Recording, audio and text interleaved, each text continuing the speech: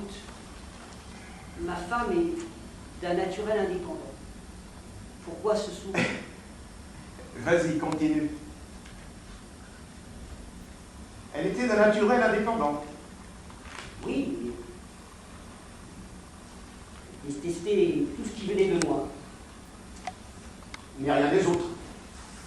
Oui, c'était comme si elle détestait tout ce qui venait de moi. Pourtant, il arrivait souvent qu'elle les reprenne et les impose comme siennes, ou alors qu'un de mes amis s'en empare et les lui transmette. Alors ça lui plaisait, tout lui plaisait, sauf ce qui venait de moi. Autrement dit, tu n'es pas vraiment heureux.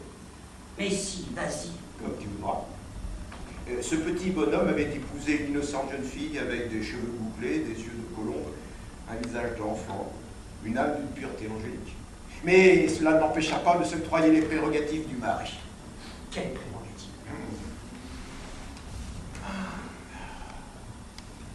L'initiative, voyons. Si bien que l'ange fut à deux doigts d'expédier le petit bonhomme au ciel, mais il devait d'abord connaître les croix et sentir les clous dans sa chair, ce fut atroce. Et Tu vois, tu ne pourras jamais donc t'en libérer. Il y a dans la vie des désaccords insurmontables, alors bouge-toi les oreilles, travaille. Vis, accumule de nouvelles expériences. Entasse le tout dans la porte et le cadavre se tiendra tranquille. Et lorsqu'ils sentent ce bonheur contrarié par sa présence invisible, quand finalement ils prennent la fuite, mais c'est en vain qu'ils tentent d'échapper au souvenir de celui qui les poursuit, à la dette qu'ils ont contractée, à l'opinion qui les terrorise. Et quand finalement ils prennent la fuite et qu'ils n'ont plus la force de soutenir cette dette, alors le bouc émissaire doit être envoyé au désert et sacrifié. Il se prétendait esprit libre, mais il n'osait pas l'affronter, se présenter librement devant lui pour lui dire « Nous nous aimons ». en admettant que tu aies raison, comment suis-je venu à penser que nous sommes semblables? Hallucination, ou alors pouvoir d'enchantement léger. À moins que vous ne soyez devenus réellement semblables, vous voilà au même niveau. Vous vous êtes quittés en bon terme? Non, pas précisément. En mauvais terme, alors que lui a-t-il dit pour l'irriter? Tu es horrible, tu me fais peur. Comment peux-tu savoir? Je connais trois valeurs, j'en déduis la quatrième, l'inconnu. Qu'est-ce que tu lui as dit? Je lui dis deux mots terribles.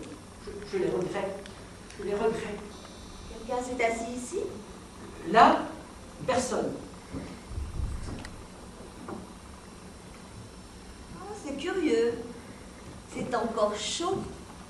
Il y a la trace d'un coude. Petit frère aurait-il eu la visite d'une belle étrangère? Moi, tu n'en crois pas un mot. Mais il rougit. J'ai comme le sentiment que petit frère nous raconte des histoires.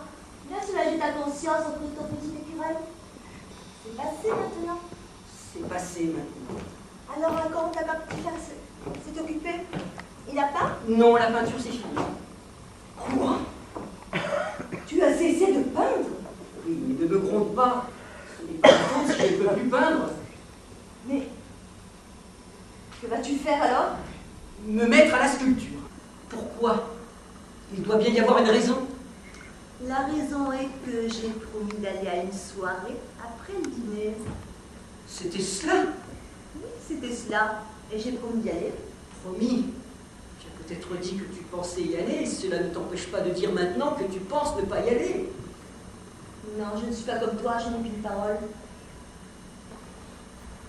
Arrête. Ne recommence pas. Fais attention à ce que tu dis. Fais attention à ce que tu fais. Au revoir.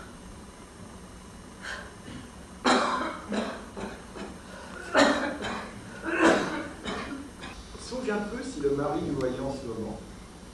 Oh, on aurait droit à une belle scène de l'art. Il est jaloux. Il est jaloux? Ça oui alors. Qui habite?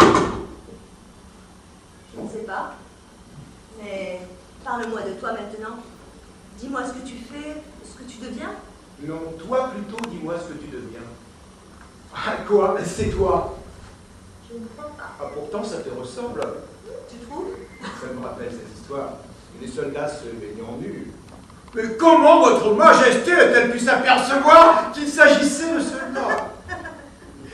Tu es fou, tu en as d'autres comme celle-là? Non, et toi tu dois en connaître. Oh, j'ai rarement l'occasion de rire à présent. Te rappelles-tu la première fois où je t'ai rencontré? Tu étais une enfant adorable. Une petite ardoise sur laquelle parents et gouvernantes avaient griffonné quelques pattes de mouche que j'ai dû effacer. J'y ai tracé mes propres signes jusqu'au jour où tu t'aperçus que l'ardoise était pleine. Qui était-ce? Des passantes. Laisse-moi. J'ai peur de toi. Et pourquoi? Tu t'empares de mon âme. Ben, je te donne la mienne en échange. Au reste, tu n'as pas d'âme, c'est seulement une illusion. Telle manière d'être Dieu, on ne peut pas t'en vouloir. Parce que tu commences à comprendre que j'ai des droits sur toi depuis le premier jour. Alors, où et quand? Non. J'ai pitié de lui, même sûrement. Je ne veux pas lui faire de mal. Pauvre femme!